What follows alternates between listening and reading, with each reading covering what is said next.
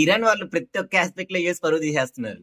US వాళ్ళు already 48 hours time ఇచ్చారు కదా, అంటే 48 అవర్స్ లోపల మీరు స్ట్రైట్ ఆఫ్ హార్మోన్స్ ఓపెన్ చేయకపోతే మీరు చాలా కాన్సిక్వెన్సెస్ ని ఫేస్ చేయాల్సి వస్తుంది అని చెప్పి చెప్తున్నారు కదా.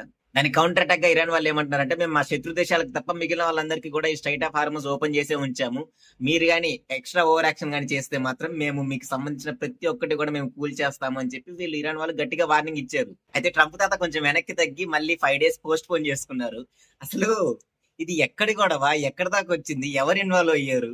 ఇది ఎక్కడో ఏదో ఒక రీజనల్ కాన్ఫ్లిక్ట్ లాగా ఉండేది ఈయన తగిలించుకొని ఇదంతా చేస్తున్నాడు. మా ఊర్లో దీన్నే గాలి పోయే కంపెనీ గబ్బ తగిలించుకోవడం అన్నట్టు. అంటే ఇరాన్ ఎలాంటి పొజిషన్ లో ఉందంటే, ఇప్పుడు మేము అన్ని పోగొట్టేసుకున్నాము, ఇంకా మాకు పోగొట్టుకోవడానికి ఏం లేదు, మేము ఎంతకైనా తెగిచ్చేస్తాం అనే పొజిషన్ లో ఉంది. పాపం ట్రంపే అది ఇది గెలికేసి ఉన్న మర్యాద ఓటుకుంటున్నాడు. సలాకి చూపులతో చూపులు వేసావే, షరాబీ షేపులతోనే మత్తెక్కించావే.